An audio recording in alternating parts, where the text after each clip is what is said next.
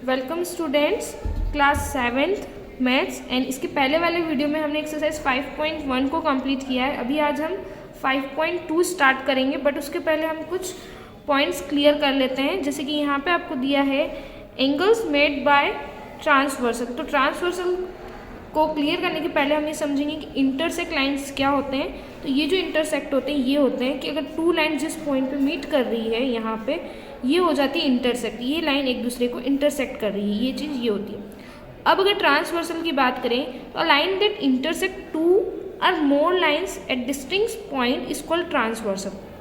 यहाँ पे एक लाइन एक ही लाइन को कट कर रही है, बट यहाँ पे ये जो 3 पैरेलल लाइन्स है इनको एक लाइन कट करके जा रही है, तो ये हो जाता है आपका transversal. Now angles made by transversal, यहाँ पे आपको ये फिगर दिया हुआ है पूरा, जिसमें आपको एक L लाइन दी हुई है, एक M लाइन सेगमेंट दिया हुआ है और एक P लाइन दी हुई है। तो यहाँ पे हमको ये करना है कि यहाँ पे देखो, एक तो ये यहाँ पे इंटरसेक्ट हो रही है लाइन इस पॉइंट पे, और एक इस पॉइंट पे इंटरसेक्ट हो रही थी। यहाँ पे एंगल 1 है, 2, 3, 4, 5, 6, 7 and 8। So first interior angles. तो इंटीरियर एंगल्स क्या होंगे? जो इस वाली लाइन और इस वाली लाइन के अंदर है, ये इंटीरियर दैट मीन्स कि अंदर की तरफ, और ये सारे जो है ये बाहर की तरफ है। तो अंदर की तरफ कौन कौन से? Angle 3, angle 4, angle 5 and angle 6। तो इंटीरियर एंगल्स क्या हो जाएंगे? 3, 4, 5 एंड 6।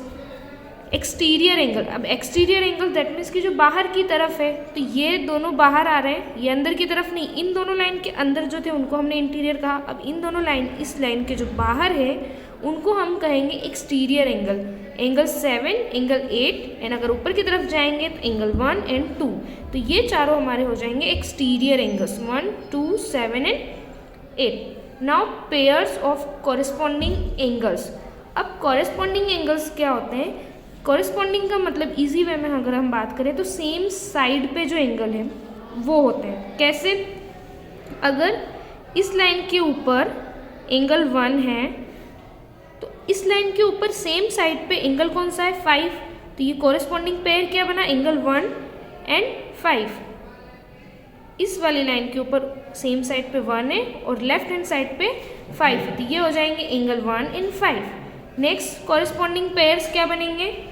2 एंड 6। अब ये इस लाइन के राइट हैंड साइड पे 2 है और नीचे वाले लाइन के राइट हैंड साइड ऊपर की तरफ 6 है, तो ये एंगल हो जाएंगे कॉरेस्पॉन्डिंग 2 एंड 6। अब इसी तरीके से 3 एंड 7, इस लाइन के नीचे की तरफ 3 है लेफ्ट हैंड साइड पे और इस लाइन के नीचे की तरफ 7 है लेफ्ट हैंड साइड पे, तो ये भी कॉरेस्पॉन्डिंग पेयर बन जाएंगे 3 एंड 7। उसी तरीके से 4 and 8। Now pairs of alternate interior angles.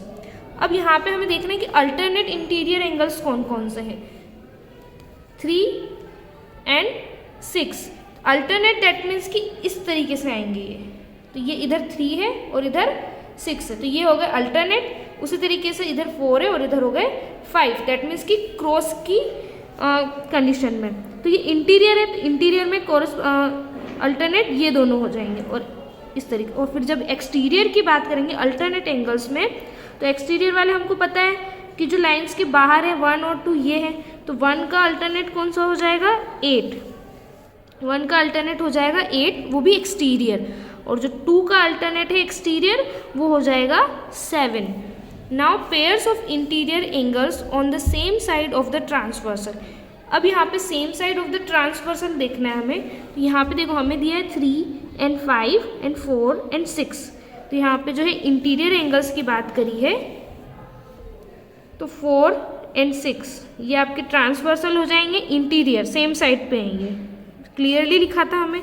और 3 एंड 5 भी हमारे इंटीरियर हो जाएंगे सेम साइड पे।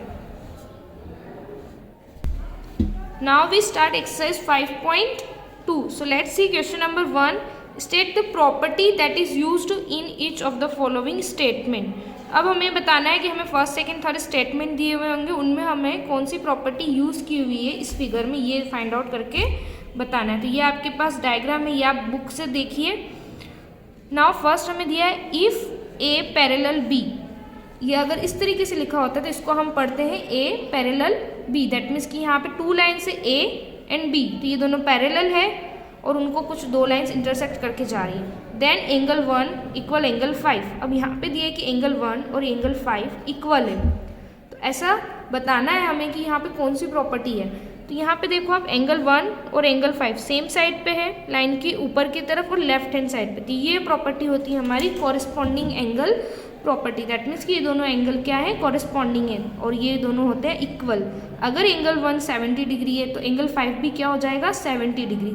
तो ये होती है corresponding angle property. Now second, if angle 4 equal angle 6 then A parallel B.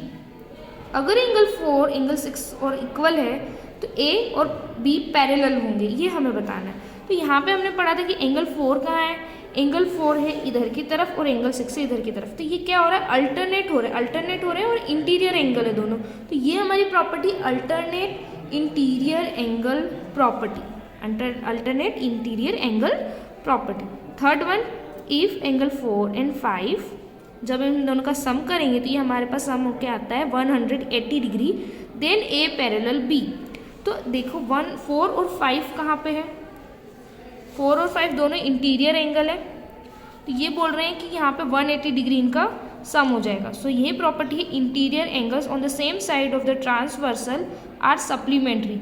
अगर ट्रांसवर्सल एंगल आते हैं आपके पास सेम साइड पे इंटीरियर वाले, तो उन दोनों का सम 180 डिग्री होता है, वो सप्लीमेंट्री हो जाते हैं। Now question number 2, in the adjoining figure identity. अब यहाँ पे भी आपको एक फिगर दिया हुआ है, उसमें भी आपको एंगल दिए हुए हैं 1 2 3 4 5 6 7 8। फर्स्ट है आपके पास the pairs of corresponding angles. यहाँ पे हमको कॉरेस्पॉन्डिंग एंगल्स कौन से हैं ये बताना है। तो कॉरेस्पॉन्डिंग एंगल्स की प्रॉपर्टी हमें पता है कि सेम साइड पे जहाँ पे होते हैं वो पेयर बनाते हैं। अब अगर 1 एंड 5 की बात करें तो राइट हैंड साइड में लाइन के ऊपर 1 है और राइट हैंड साइड में लाइन के ऊपर 5 है, तो इनकी जो पोजीशन है वो सेम है, तो एक पेयर ये बन जाएगा कॉरेस्पॉन्डिंग का angle 1 and angle 5। Similarly angle 2 and angle 6, ये राइट हैंड साइड पे लाइन के नीचे की तरफ है, तो 2 एंड 6, तो ये कॉरेस्पॉन्डिंग पेयर बन जाएगा। Similarly question angle 4 and angle 2, ये लेफ्ट हैंड साइड पे लाइन के ऊपर है, एंड एंगल 3 एंड एंगल 7 ये लेफ्ट हैंड साइड पे लाइन्स के नीचे, तो इनकी जो सेम पोजिशन है इसलिए कॉरेस्पॉन्डिंग एंगल्स हो जाते हैं। Second, the pairs of alternate interior angle. अब अल्टरनेट इंटीरियर एंगल तो आपको क्लियर ही है, इंटीरियर हमारे पास है 3 2 8 एंड 5। अब अगर जब अल्टरनेट की बात हो रही है तो ये इस तरीके से हो जाएंगे, इधर क्रॉस के पैटर्न में 3 एंड 5 एंड 2 एंड 8, तो ये हमारे पास हो जाएंगे angle 3 and 5, angle 2 and angle 8। Third one is the pairs of interior angles on the same side of the transversal.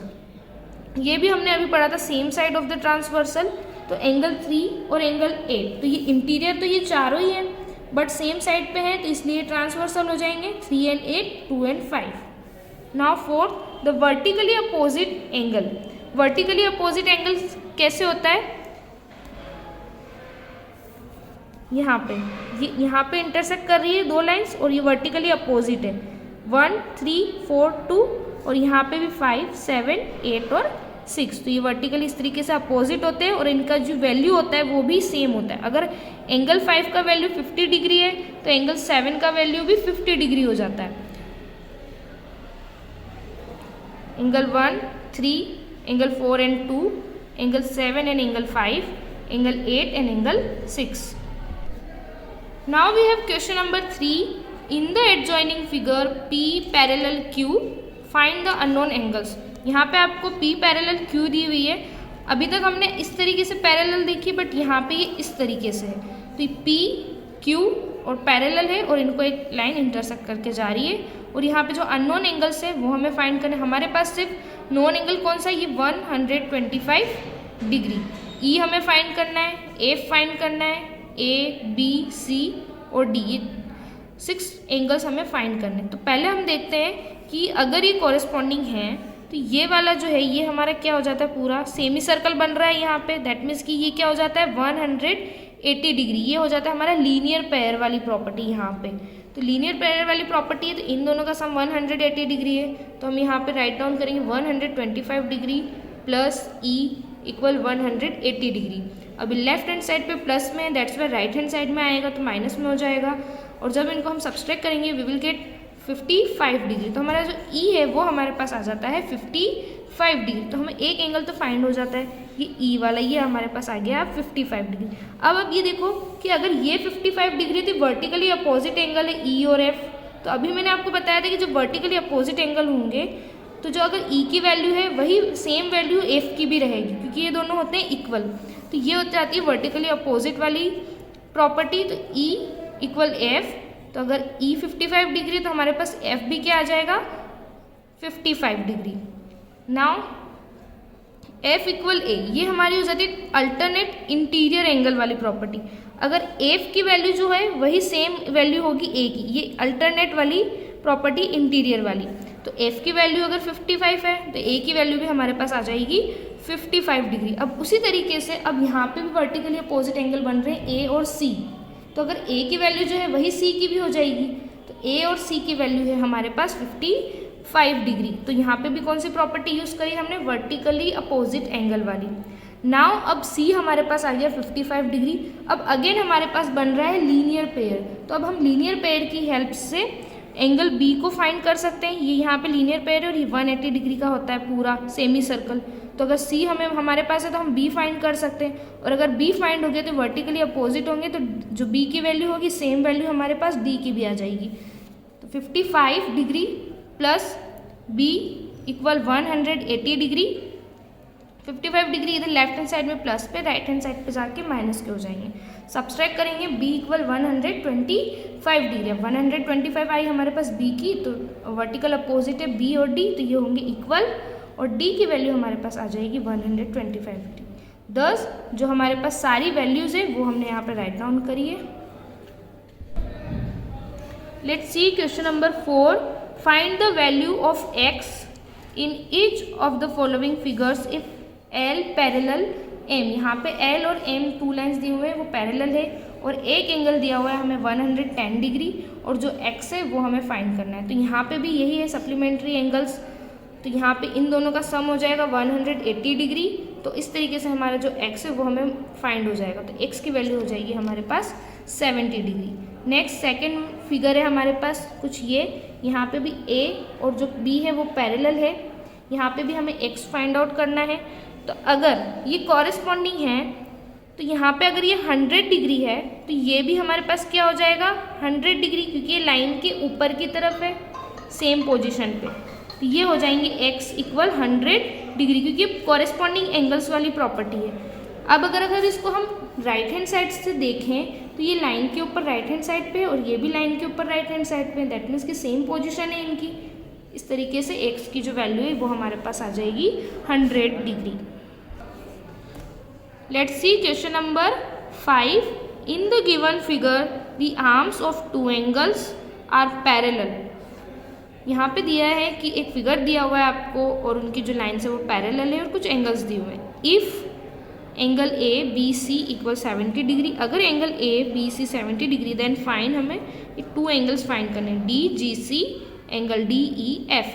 तो हमारे पास जो फिगर है आप बुक में देखना, हमारे पास फिगर ये जो डैश वाली लाइन्स है ये बुक में नहीं है, फिगर में नहीं दी हुई, हमें सिर्फ इतना ही दिया हुआ है। ये जो मैंने पूरी लाइन्स ड्रॉ करी सिर्फ इतना दिया हुआ है, और हमारे पास एंगल ए बी सी हमारे पास दिया है 70 डिग्री, और जो ये दो एंगल है ये हमें फाइंड आउट करने। तो हमने क्या किया, इनको क्लियरली अंडरस्टैंड करने के लिए हमने इन लाइन्स को एक्सटेंड कर दिया, बढ़ा दिया और इस तरीके से। तो ये हमें अब दिख रही है क्लियरली कि ये दोनों तो पैरेलल लाइन्स है और ये दोनों लाइन्स इंटरसेक्ट कर रही हैं एक दूसरे को।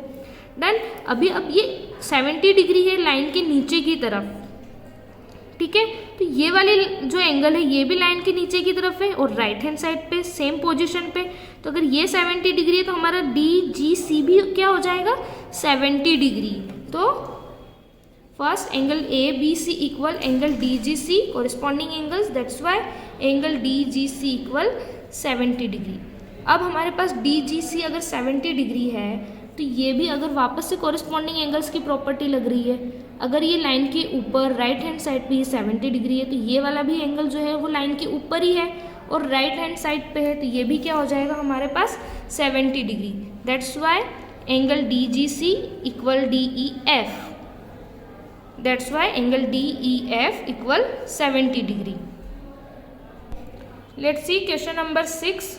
In the given figures below, decide whether L is parallel to M. यहाँ पे हमें डिसाइड करना है कि L लाइन जो है वो M के पैरेलल है, तो हमें यहाँ पे प्रॉपर्टीज़ देख के और ये बताना पड़ेगा कि पैरेलल है या नहीं। अब यहाँ पे जो फर्स्ट फिगर है वहाँ पे हमें दिया हुआ है एक पैर दिया 126 डिग्री और एक एंगल है 44 डिग्री। अगर इन दोनों का सम 180 डिग्री होता है तो ये हो जाएंगे पैरेलल दोनों लाइंस, बट ऐसा नहीं है। That's why L is not parallel to M because sum of interior angle should be not 180 degree. Next figure है हमारे पास सेकेंड, यहाँ पे हमारे पास जो यहाँ दिया है 75 डिग्री और यहाँ पे दिया है हमें 75 डिग्री। तो अब यहाँ पे भी जो प्रॉपर्टी है हमारी ये होती है कि यहाँ पे 180 डिग्री इनका सम आना चाहिए, बट नहीं है ऐसा। That's why L parallel M, not because sum of angle does not obey the property of parallel lines. Third figure is 123 degree and 57 degree. तो यहाँ पे इन दोनों का सम जो है वह 180 डिग्री आ रहा है। That's why L parallel M due to supplementary angles property of parallel lines. Question number 4, 98 degree and 72 degree. Again यहाँ पे हमें सम चाहिए था 180 डिग्री, बट हमें ये नहीं मिला, हमें मिल रहा है 170 degree. That's why L parallel M, not because sum of angle does not obey the property of parallel lines. Here your exercise 5.2 is complete and thank you.